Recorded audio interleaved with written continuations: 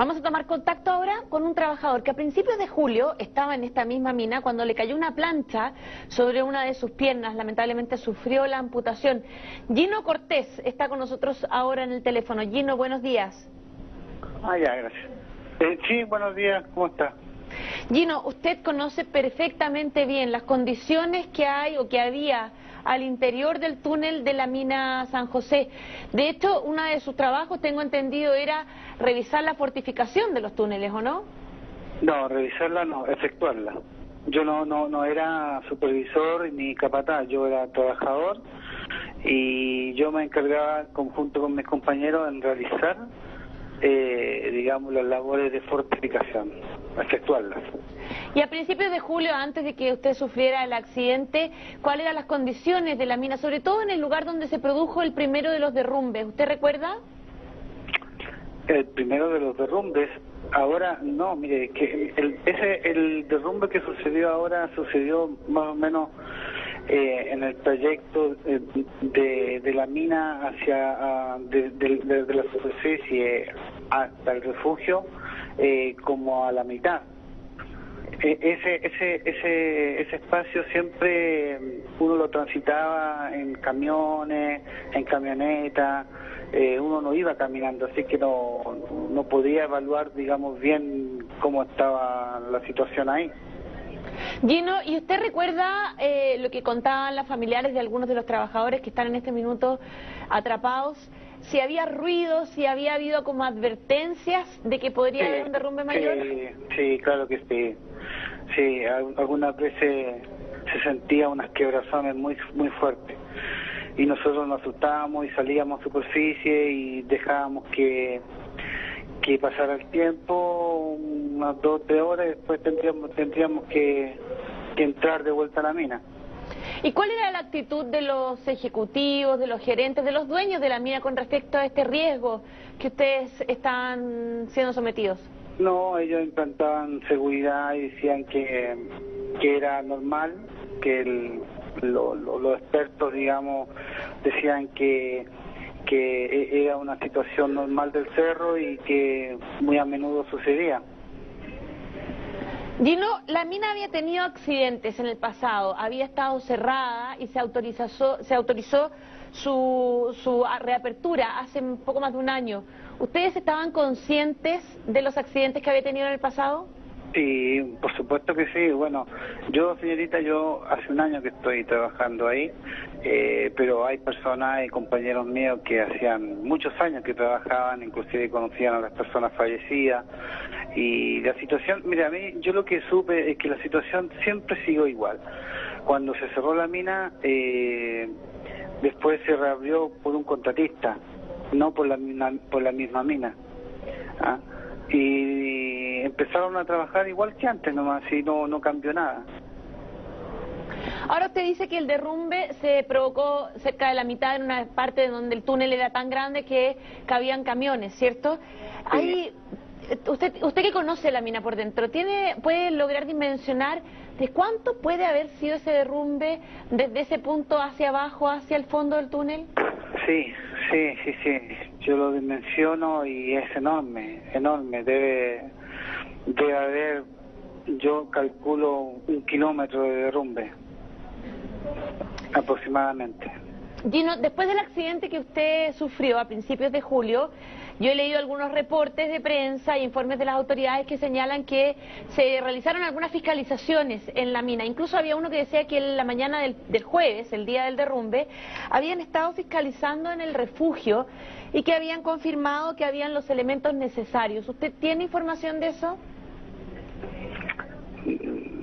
A ver, usted se refiere al accidente del derrumbe de ahora, ¿no? ¿Sí? ¿El accidente mío? No, del de ahora, del jueves pasado.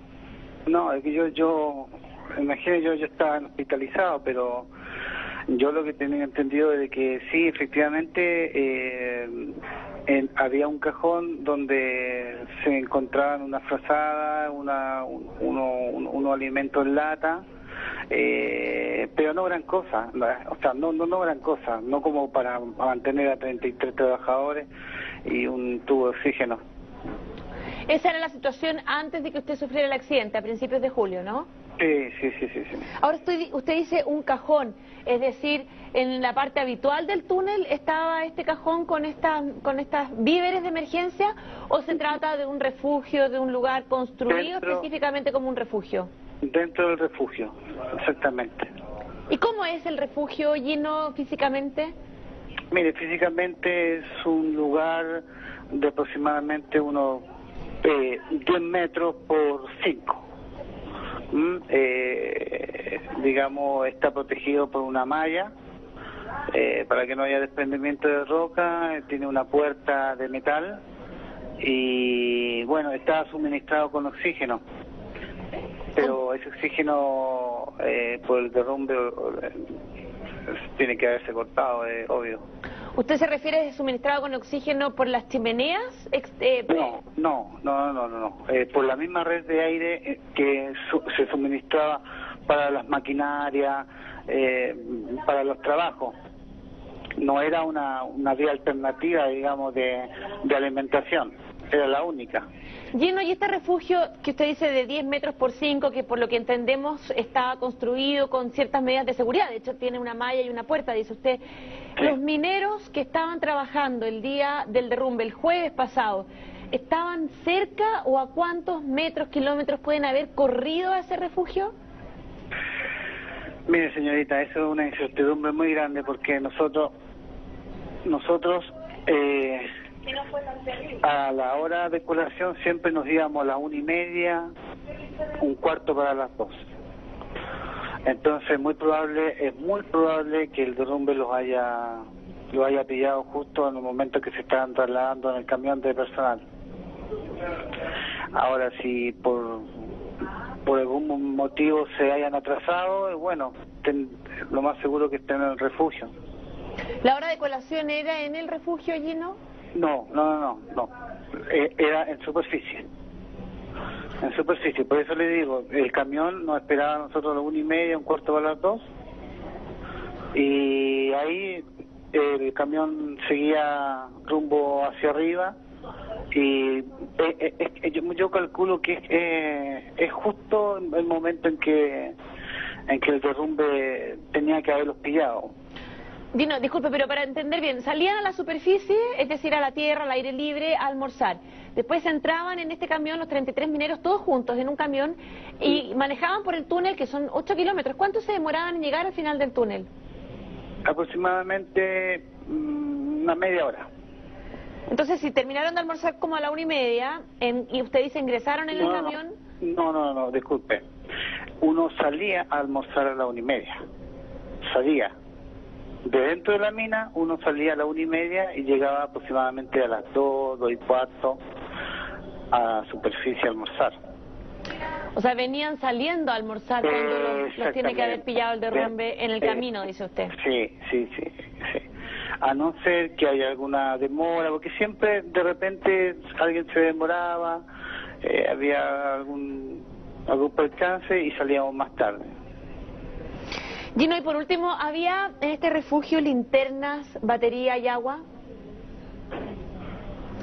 Mire, linterna y batería, no, porque las linternas que habían eran de estas antiguas en la cual tienen que cargarse, y ahí adentro del refugio no había cargadores. Agua, había, lo más probable que habría un bidón de 20 litros. Gino, muchas gracias por este contacto con CNN Chile. Ya, ¿de qué? Hasta luego.